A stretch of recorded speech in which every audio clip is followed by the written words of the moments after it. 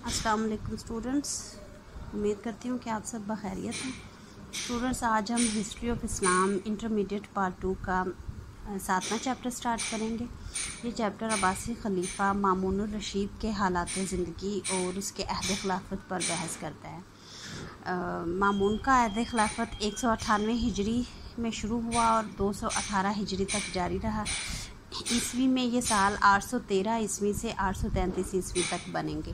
तो इस चैप्टर में भी हम जैसे आपको पिछले बहुत से लेक्चर्स में मैं आपको एक पैटर्न बताती आ रही थी कि हर खलीफा के बारे में हम कैसे मालूमात शेयर करेंगे।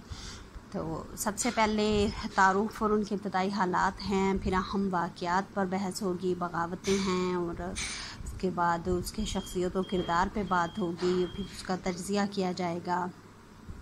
इस तरह कुछ एडिटिव टॉपिक्स होंगे, कुछ नए टॉपिक्स होंगे, तो वो हर खलीफा के हिसाब से हम डिस्कस करते जाएंगे। तो आइए सबसे पहले देखते हैं मामूनुर रशीद के बैकग्राउंड के बारे में, उसका तारुफ देख लेते हैं। मामूनुर रशीद के बारे में लास्ट लेक्चर्स में भी आप अगर याद करेंगे तो मैं बता चुकी हूँ आपको कि जिस रात मामूनुर रशीद पैदा हुआ था उसे शब खुल्फा कहते हैं। तो शब खुल्फा इसको क्यों कहते हैं? क्योंकि उस रात हादी ने वफ़ात पाई थी और मामून के वालिद जो कि हारून रशीद थे उन्होंने खिलाफत पर बैत की थी और उसी रात मामून रशीद पैदा हुए थे। इस वजह से उस रात को शब खुल्फा कहते हैं। तो मामून रशीद का नाम अब्दुल्ला रखा गया और बाद में ये अल मामून या मामून रशीद के नाम से मशहूर हुए। देखिए, मामून की विलादत है, इसको आप याद रखिएगा, 14 रबीउल अव्वल 170 हिजरी या 786 ईस्वी को जुम्मा के दिन हुई और उसने अबुल अब्बास अपनी कुनियत इख्तियार की। अब मामून की देखते हैं एजुकेशन। उसकी क्वालिफ़िकेशन के सिलसिले में 5 साल की उम्र में ही उसकी तालीम और तरबियत का आगाज़ कर दिया गया था। उसने कुरान की तालीम हासिल की। अल्लामा सयूती के बकौल मामून ने बड़ी कम उम्री में अपनी तालीम जो है मुकम्मल कर ली थी। मामून की खुसूसी तरबियत के लिए जाफ़र बर्मकी को उसका ट्यूटर तालीक मुकर्रर किया गया। मामून फ़न ख़ताबत और हाज़र जवाबी में अपना सानी नहीं रखता था। उसने अहदीस का इल्म भी हासिल किया।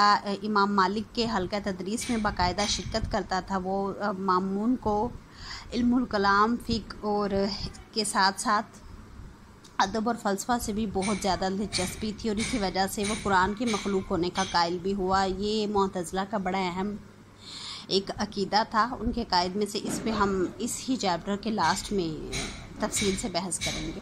अब देखते हैं, मामून की शादी हुई 825 ईस्वी में बुरान बिनत हसन बिन सहल से उसने शादी की।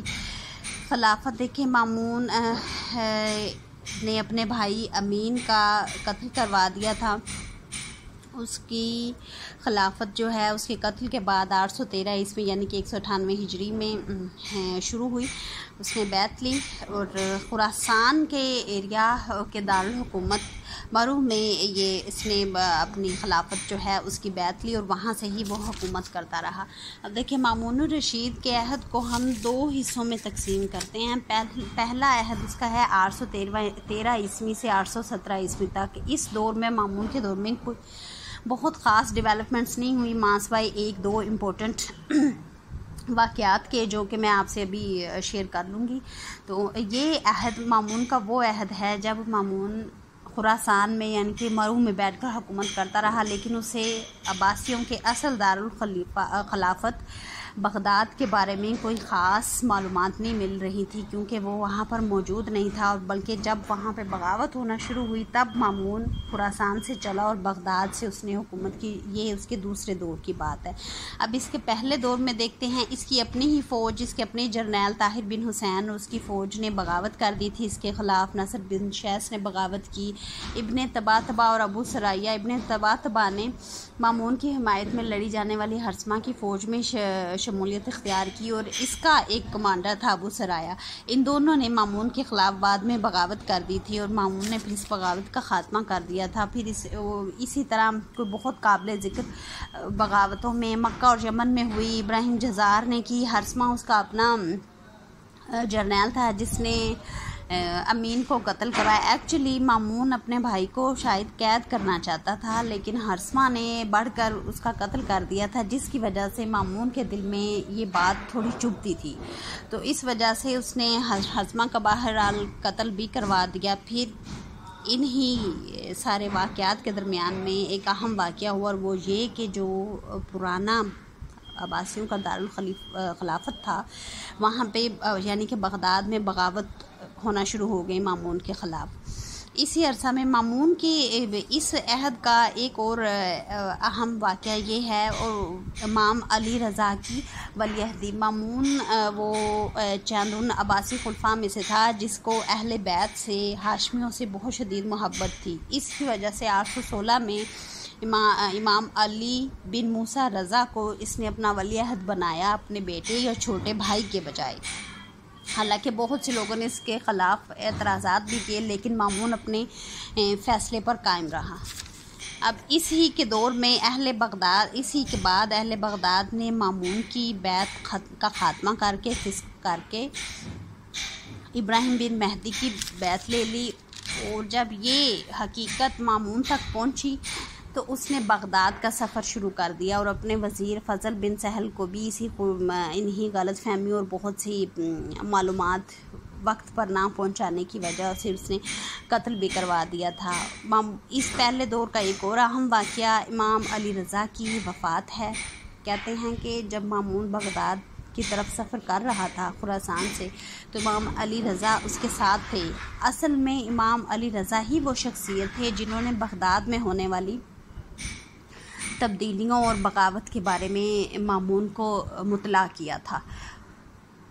अब बहुत से मौरखीन ये कहते हैं कि मामून ने ख़ुद ही इमाम अली रज़ा को जहर भरे अंगूर खिला दिए थे, जिसकी वजह से इमाम अली रज़ा की वफ़ात होगी। उसने शायद ये इसलिए किया था कि मैंने अपना वलीअहद भी मुकर्रर कर दिया है, और बज़ाहिर हाशमी या अलवी मेरे ख़िलाफ़ बगावतों से बाज आ जाएंगी। और अंदर खान ने कहते हैं कि उसने पुरअसरार अंदाज में इमाम की मौत का जो है एहतमाम कर लिया हुआ था, पूरा इंतज़ाम कर लिया हुआ था, सॉरी। लेकिन दीगर मौरखीन का ये कहना है कि मामून बुनियादी तौर पे बचपन से ही अहले बैत से बड़ी मोहब्बत रखता था, और बहुत से मौरखीन ये आर्ग्यू करते हैं कि ऐसा नहीं हो सकता कि इतना अरसा जिस शख्स ने उनको उसके ख़िलाफ़ होने वाली बगावत के बारे में बताया हो, तो मामून जो है ख़ुद चाहेगा इमाम अली रज़ा की मौत की ख्वाहिश रखेगा। बहरहाल मामला ये हिस्ट्री में ये इश्यूज़ रहते हैं। आप पूरी तरह से डिफरेंट आर्ग्यूमेंट्स को अपनी तरफ से हम एनालाइज़ कर सकते हैं, तमाम हक़ाइक़ हम तक नहीं भी पहुंच पाते। बहरहाल एक बात तय है कि फिर मामून ने क्योंकि हाशमी इमाम अली रज़ा को अपना वलीअहद मुकर्रर किया था, तो इसके बाद उसने किसी हाशमी को अपना वलीअहद मुकर्रर नहीं किया, और ख़िलाफ़त अब्बासियों में ही मौजूद रही।